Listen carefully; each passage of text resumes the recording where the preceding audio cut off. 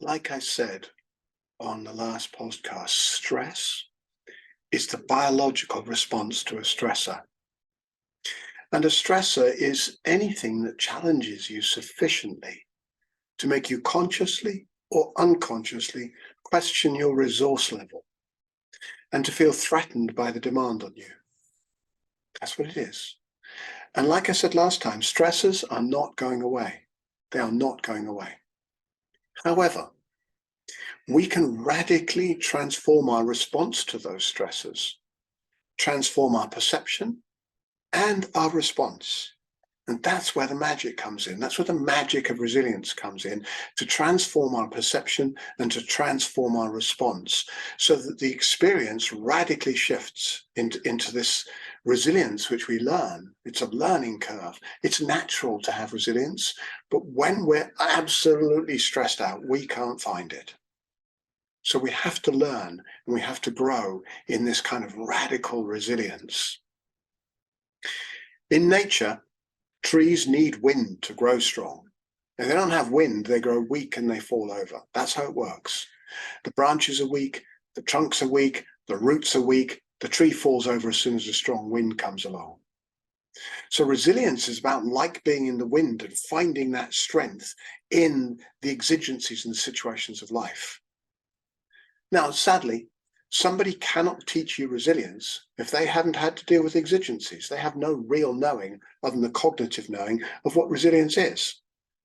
So, teachers of resilience have to have had situations, exigencies, demands on them where they have learned to be resilient. Otherwise, they can't authentically teach it. They can just teach the ideas of resilience. And that's a different thing.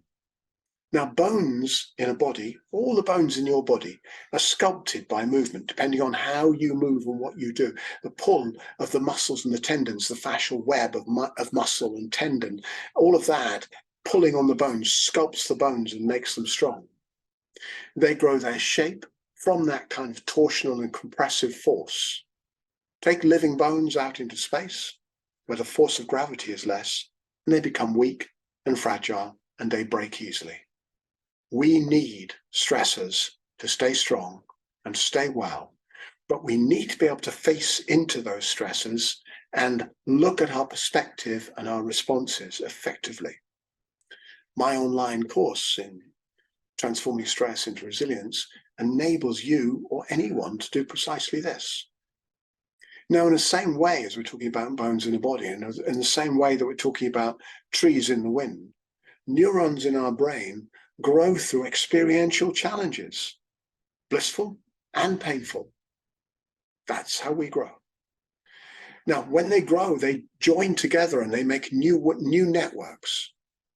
So the shift and change of the patterning, the networks within the brain, that's what neuroplasticity is. And that's what learning is.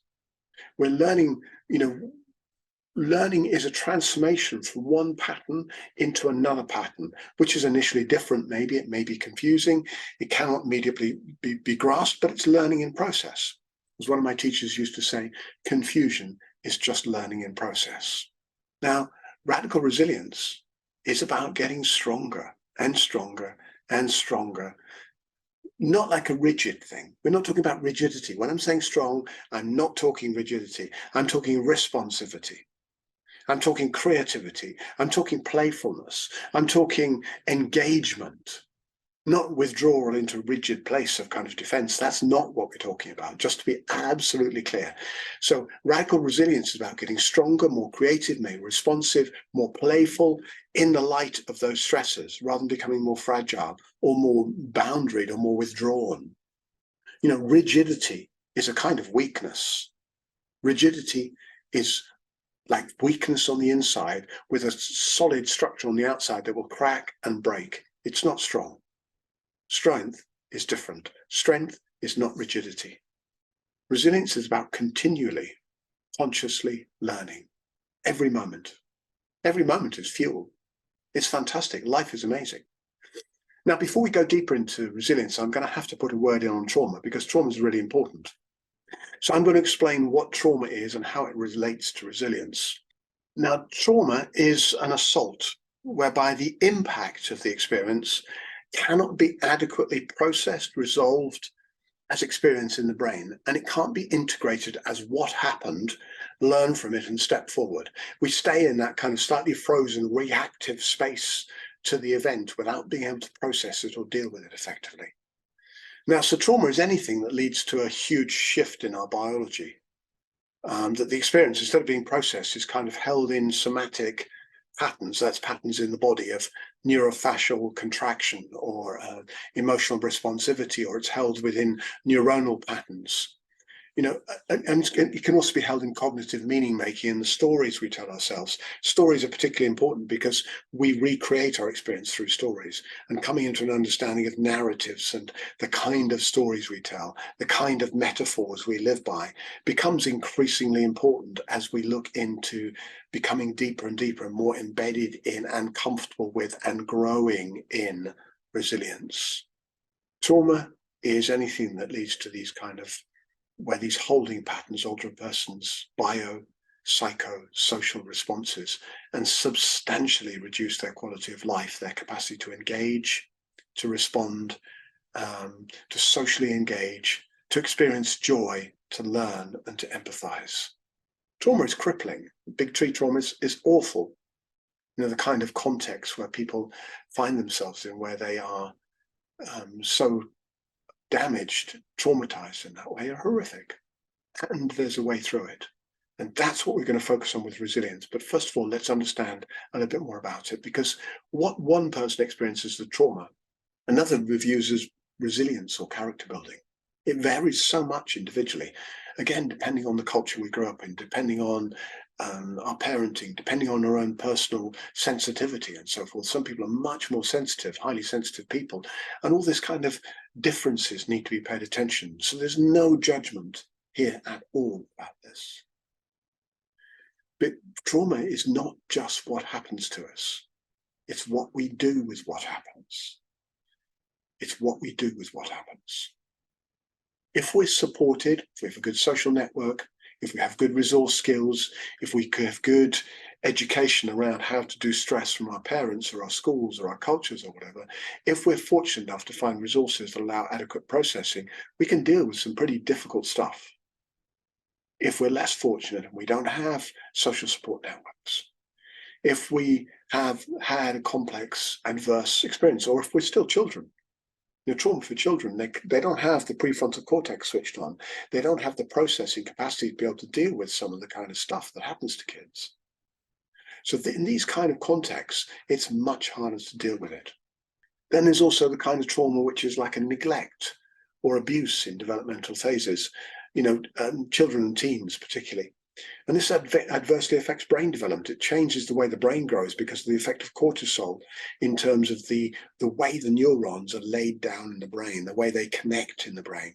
It prevents proper networking in the brain. It reduces speed of traffic along some of the fast traffic neurons that connect key nodes in the brain into those networks. So, developmental trauma, which affects brain development through riddling the brain with cortisol, can be extremely problematic and can take many, many, many years, if not decades even, to unravel. So, we have to honor and understand how trauma works. Trauma that occurred in pre-verbal phases, that's before we learn to talk, before we learn languaging. So it's kind of held somatically. And it affects the function of the body. It affects how the glands work, how muscles interact, how fascia is bound or connected. It affects everything in the body. Trauma is a whole body experience. It's not just in your head. It's the whole body is involved, glands, muscles, organs, everything. And we know full well that particularly this pre-verbal trauma, is very difficult to undo, but it can be done. Those kind of traumas affect disease states, cardiovascular disease, cancers, diabetes onset, the kind of diseases of aging, dementia. These kind of diseases come on much, much earlier in somebody's experienced childhood adversity. And again, that pre-verbal stage is much harder to undo because we haven't got we can feel it, we can feel something, we can feel a blockage. It's kind of like an empty, stuck or a numb feeling, but we can't language it. So we need strategies. And one of the beauties of breathwork is that we have strategies where we can get into that stuff and start to move things. So with this kind of body holding trauma patterns, which could be a collapse, a contraction, it could be a freezing, it could be a blocking, and all of this affects breathing muscles. These kind of holding patterns and defensive armoring can be so problematic. It's a whole body-mind experience. Now, trauma has become such a buzzword. It's literally becoming a huge business. And there are so many people selling trauma liberation strategies and this kind of thing. And of course, I am also in the business of helping people to liberate themselves from trauma. I want the world to be a place where people can free themselves from trauma. And so my work is very much also around helping people to do this in a powerful way, in a good way, in a strong way. And also ultimately helping to create a world where childhood adversity, the complex, abusive, neglectful childhood experiences that occur do not happen with anything like the regularity they do. And when we can resolve this kind of childhood adversity, we will save money as cultures and time and lives in terms of social services provision, in terms of criminal justice system, in terms of education, in terms of healthcare, because all these things lead to an early onset of those diseases we were talking about. So the more we can deal with childhood adversity, the better. There was some maths done in the States, I can't remember who said this, but every £1 spent in developmental care, young people and teenagers, every pound spent there is worth thousands of pounds spent later in criminal justice system, in social services, in the education system, in the healthcare system, because of the consequence of that rippling through time and everything that then impacts. So working with this kind of work with young people is profoundly beneficial, and enabling people to develop the skills early on of working with stressors, working with resilience, understanding how their brain works, understanding how breath can impact psychological states and cultivate states of well-being. All this is increasingly going to become important. And again, for many reasons, including the fact that, evolutionarily, we are 10,000 years behind the cultures we've created, and we are advancing technologically at a breakneck speed. So learning to navigate the nervous systems, our own central nervous system, our own responses, our own emotional intelligence, our own cognitive patterning, all those things are going to become absolutely essential as we go into the future. This is where the edge is. And the kind of courses we're doing at Embody are very much built around this kind of future-proofing your biology, future-proofing your nervous system. Going back to trauma a moment, trauma is endemic. It's endemic in our culture. It's transgenerational trauma. And when we could do a whole podcast on transgenerational trauma and looking at that. And maybe I will do at some point. But we've got the transgenerational trauma. We've got the developmental trauma, which happens in childhood adversity. We've got the adult experiences, complex adult experiences. And all of those kind of experiences where our boundaries were transcended without consent can lead to problematic outcomes and an inability to effectively deal with stressors. Working with liberation from trauma, we're working at clarifying, resolving, and then integrating those experiences to help people to live a more optimal life.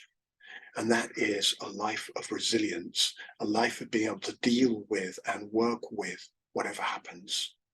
It's all workable. I was reading a fabulous book by Dr. Peter Attia, his new book. He was talking about a gentleman who jumped off a bridge in a suicidal moment. And after he jumped, he realized that it was all workable. He could have worked it all out. Fortunately, he survived and he had the opportunity to do that, but he'd already jumped. Now, the thing is, we want to be able to find out that it's all workable. We can work with it. There are tools available. There are people who can help to be able to create these lives. And at the moment, we have people in massive overwhelm. I think the NHS stats are somewhere in the UK, something like around more than 70% of the population are in high levels of stress or overwhelm on a daily basis. All the stuff going on. We have our young people where over 50% of the population are working with and struggling with mental health problems. We have created this culture. We can create something else. And one of the beauties of the meta-disciplines, the embodied meta-disciplines we're working with, and similar kinds of work, is that we're very much looking to create a culture where the neurobiology and how we do trauma, how we do stress, how we do resilience is all taken into account and worked with as part of the culture, not just dominated for the purpose of creating more profit. Like I said, trauma's become a buzzword.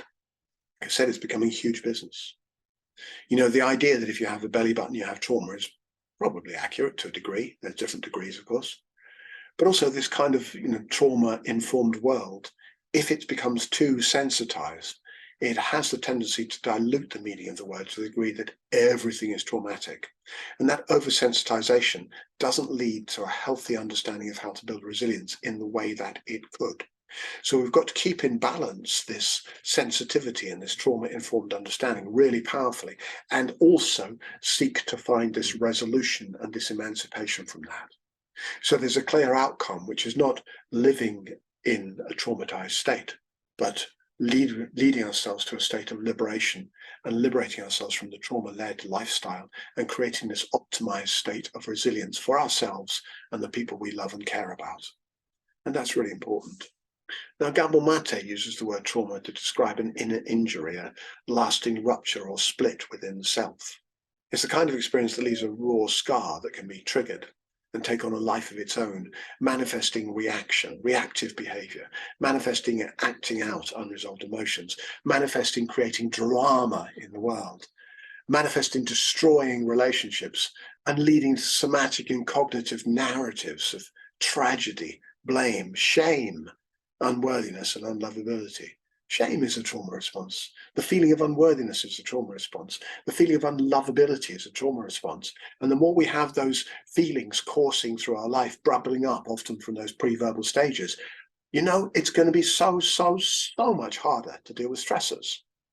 This is why I'm talking about trauma here, because it ties in with stress management. It's so much harder to do it.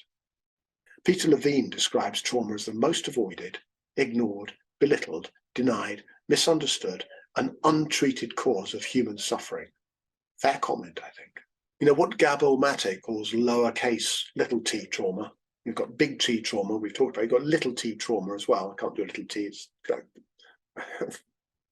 kind of shape. Yeah.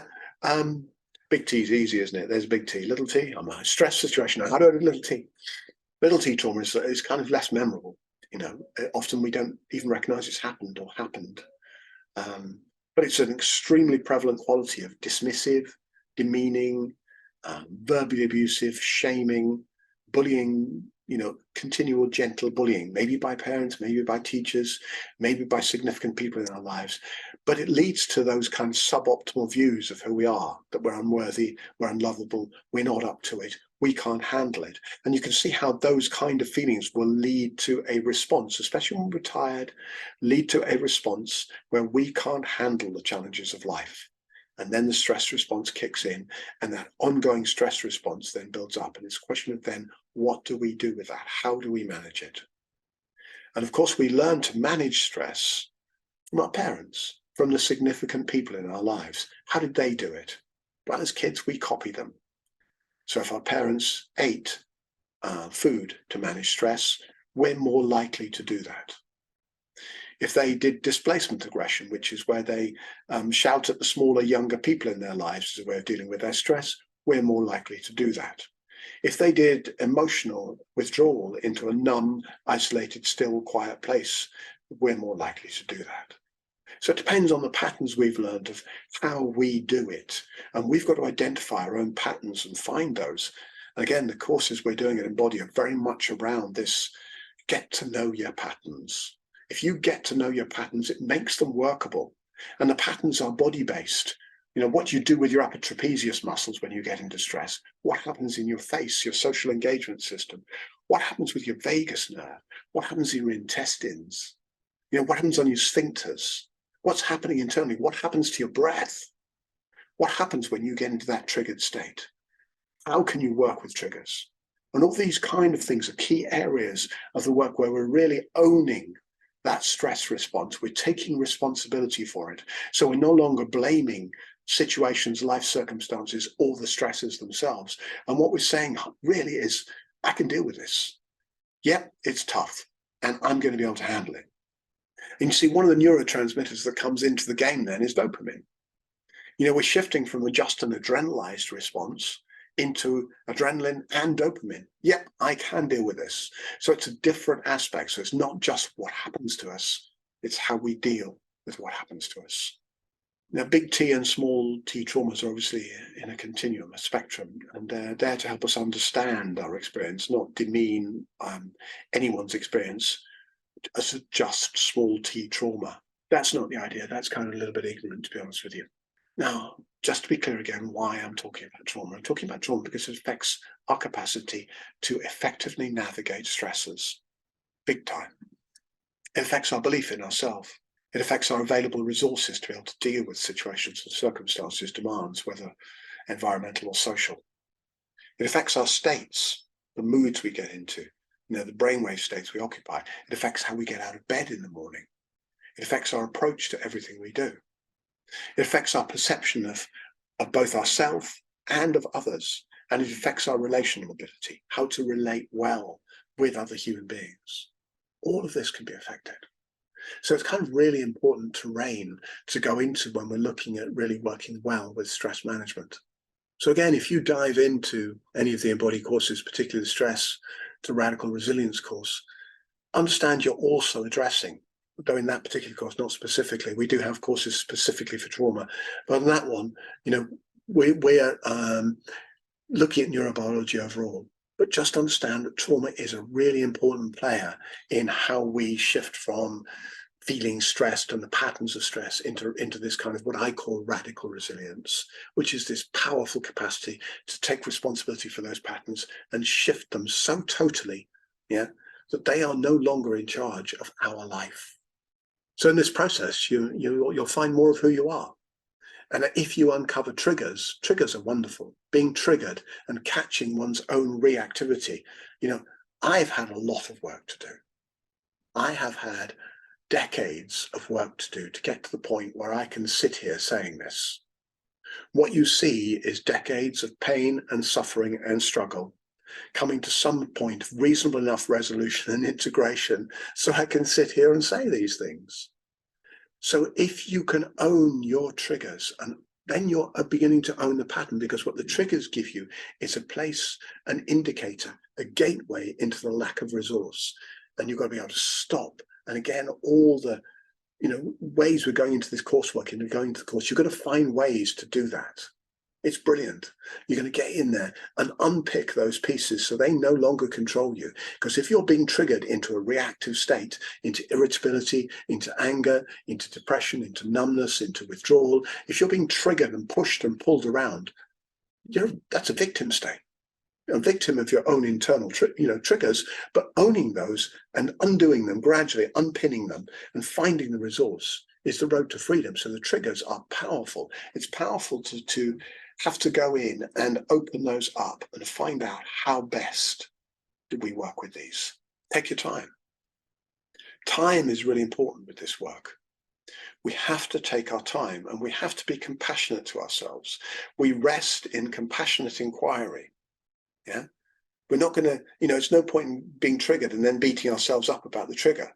The trigger happened a long time ago. The trigger was set in place a long time ago. The fact that you're spotting it is an act of kindness. It's an act of compassion. The fact that you're paying attention and begin to work with it is an act of compassion and kindness. So we have to be compassionate to ourselves. Compassionate has many aspects to it. Compassion is a huge word. And it covers things like discipline. Discipline is compassion as far as I'm concerned. Okay? Because in discipline, you find awareness. And if you're finding awareness, you're finding the capacity to be able to catch and radically resolve triggers, rapidly resolve triggers. So awareness is key. With trauma, with poor management strategies around stress, we learn to be inauthentic. We can't be fully ourselves.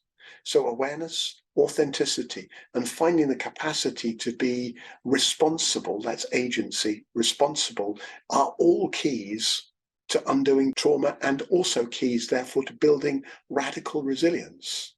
Now, I'll just say again, stress is where any demand on the system either exceeds resources to meet it or importantly, it's perceived to exceed resources to meet it.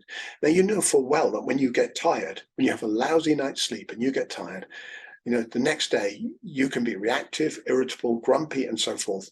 And that is your brain not having the resources. It's perceiving you as not having the resources to be able to meet that situation. Again, we've got skills, we've got tools, we've got resources where we can work with that to really enable that transformation. So if you meet a stressor and you feel consciously or unconsciously, and sometimes it can be unconscious, that you have sufficient resource, if it's workable for you, you've got enough time, enough skills, enough energy, enough money, if you slept well enough, whatever's needed, then the stressor becomes a challenge. And we shift into a different neurochemical pattern. Instead of just feeling adrenalized or loads of cortisol flooding through the system, changing our patterns, and it's that cortisol that leads to metabolic dysfunction as well, metabolic diseases. If we can get in some dopamine in there, if we can meet the challenge and go, yeah, okay, great, the time we meet that, we get on with it, we work with it, we give ourselves goals, we meet those goals in a good enough way, we're compassionate selves, we're kind to ourselves, we're constantly reflecting in a good space, we're working with the breath work, we're working with the mind skills to enable us to stay on point and to stay resourceful. Self-coaching is absolutely crucial. Getting into self-coaching on this. Yes, I can do this. Yes, we're going to nail this. Yes, we're going to be on point with this. Great. I recognize I didn't do that. Right. That's okay. I'll do that tomorrow. And we're staying on track. And that skill level is building in the dopamine into the demand so that we can stay well in that and meet that. And of course, when we meet a demand, we build in more dopamine. We build in more resilience. So we become stronger, not in a rigid way. We become stronger and more responsive and more resilient and more creative. That's how it works. Now, if the stressor feels that it demands more than you have available, you go into a neuroendocrine stress cascade, which we're going to look at on another session. And this is key because it describes a moment of perception that determines a cascade of response. So one moment of perception can be the difference between going into a massive stress cascade, leading to adrenalized response, leading potentially cortisol, leading and heading in towards metabolic dysfunction and those kind of diseases that we don't want. That collapse, it can be like that, just one moment of perception, or it can be an upward spiral of, I can do this. And that moment of perception is absolutely crucial. And being on top of perceptual patterns becomes absolutely essential in terms of building in resilience into the system. As we're going deeper into the carbon-silicon interface, carbon-based life form that we are, carbon is an amazing molecule. It has 4 bonds, which can sync up to, other atoms. So it can create chains with hydrogen, oxygen, nitrogen, and so forth. We're a carbon-based life form. Another molecule like that is silicon. Silicon's really interesting. And of course, the silicon AI that we're cultivating, the artificial intelligence, this interface that we're communicating and working with now at this evolutionary edge is the carbon-silicon interface. And I'm doing it right now. Here I am on the screen. We're doing visual interface. We're doing tactile interface with keyboards or with touch screens. We're doing audio interface. We've got a lot of different interfaces at the sensory levels with silicon intelligence. Not that it's fully intelligent yet, but it's slowly happening. Well, actually, it's quickly happening. As we become more and more embedded into this carbon-silicon interface, we human beings are going to need more skills in terms of managing our own neural responses. Otherwise, it's just going to get messier. It's not going to get easier. It's going to get messier. The stressors are not going away. They will increase.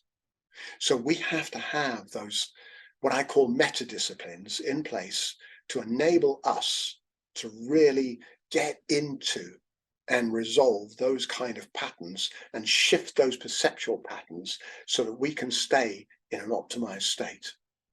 And awareness is key to that. Awareness is absolutely key. So all the meta disciplines that I teach are around cultivating deeper levels of embodied awareness. They are profound practices that enable us, in a sense, to be future-proofing our lives for that increasing level of dissonance, increasing level of carbon-silicon interface, increasing level of handling paradoxical situations. And that's what we're facing, of course, all the time with stressors, is paradox. How can we land well in paradox?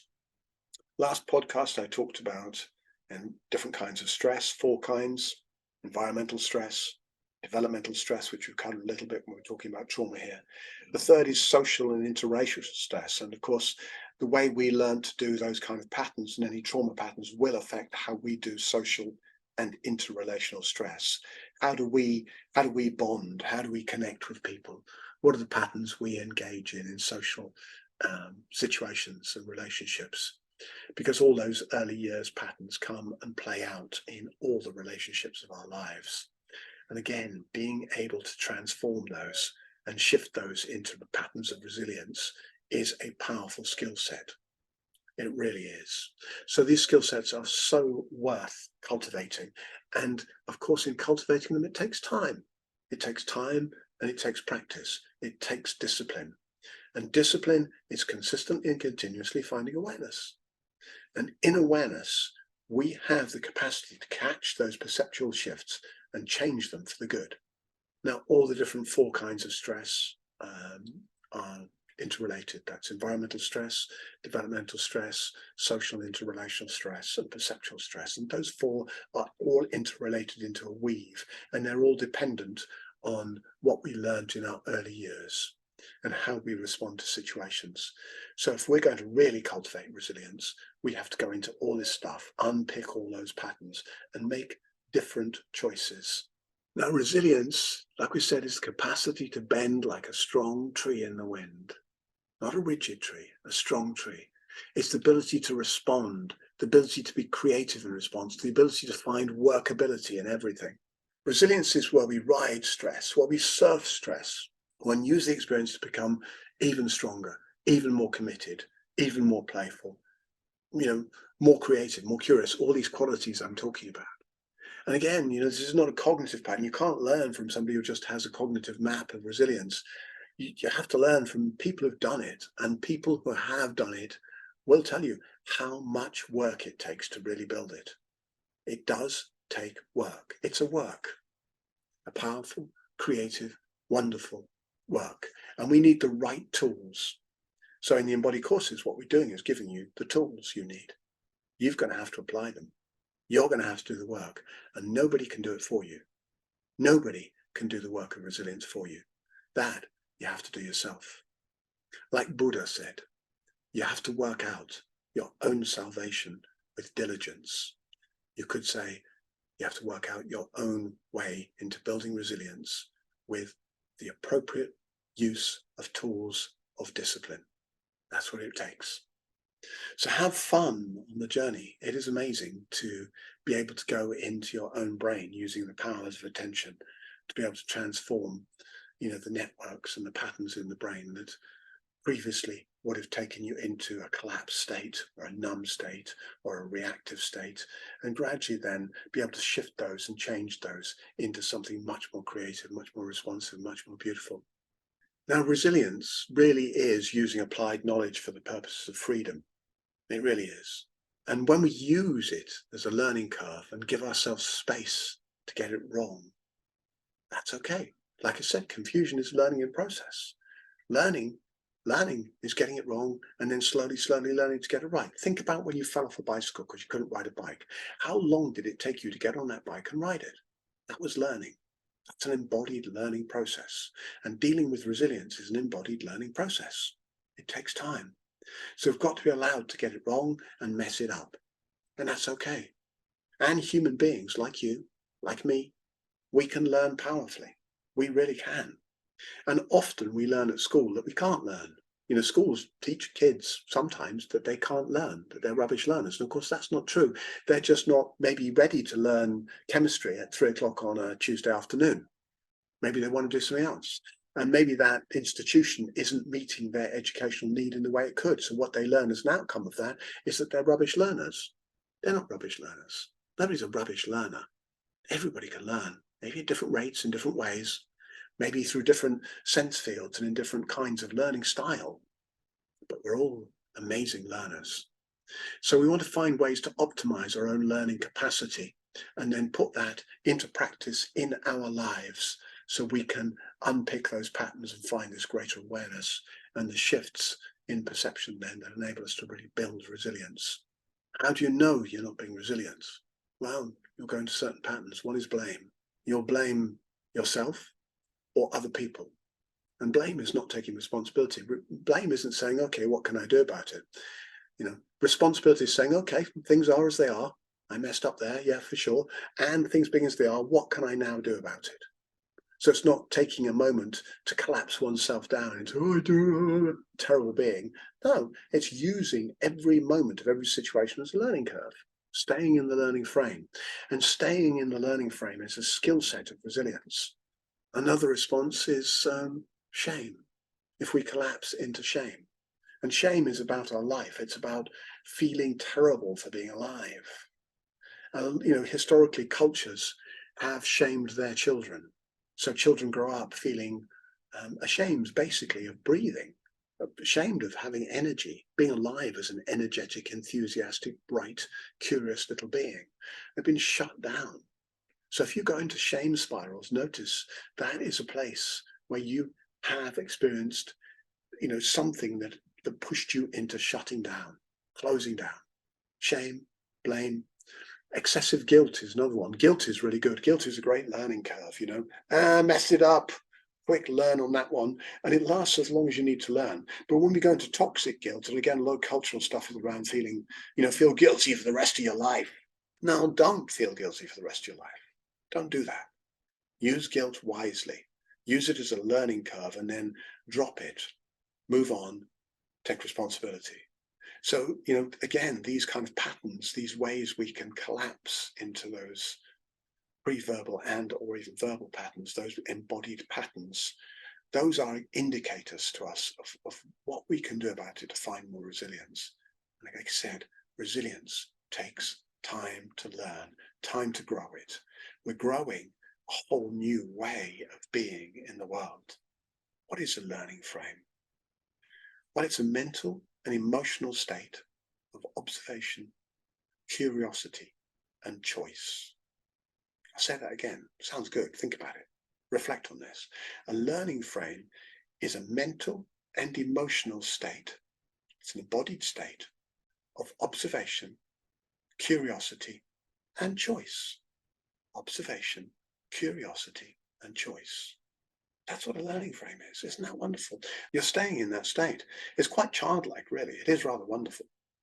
And what does observation mean? Let's break it down a little bit. Observation means we can clearly see the nature of phenomena, thoughts, feelings, body sensations, objects, people, our environment. We've got this, we can clearly see, and we can see how these phenomena interact and interrelate.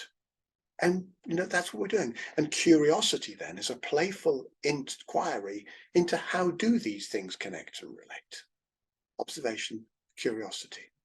And choice is the capacity to make an informed response based on all the information that we're receiving, all the data we have available from our sense fields, from our guts, from our heart, from the sense-making trillion synapses of the brain. All of that, we can remain in enough choice in that complexity from our memories, from our emotions, from our thoughts, our motivations, what drives us, our beliefs, our intentions. All that becomes transparent so that we can stay in choice to all of that. We're not going to drop into reactivity or just playing out an old pattern. So it's quite a big deal. It's a big thing. It's a good thing, but it's a big thing. Staying in a learning frame, giving things as they are now. What can I do from here? What choices do I have? Where is the leverage? How do I apply it? Staying in a learning frame. I'll say it again just because I like saying it. It's really good to hear it twice. Given things are as they are now, what can I do from here? What choices do I have? Where is the leverage? How can I apply it? How can I apply that leverage? And these are kind of tools that we're looking at to build a radical radical sense of resilience, a radical experience of resilience, and an optimized lifestyle. So if you, again, we've got the Embody course on stress to radical resilience, all of this and much, much, much more is in there. But this is the kind of work we're looking at doing both for individuals and teams and collectives and ultimately humanity. We want to make the world a better place, breath by breath, perception by perception, shift and change things. And this very much is the work of Embody. I'll stop there for today. I am going to do another podcast. Again, I'm going to stay on the stress topic for a while, because actually it's a huge and beautiful topic when we start really looking into the relationship between stress and resilience. And that's what we're looking at, is building a resilient, beautiful life.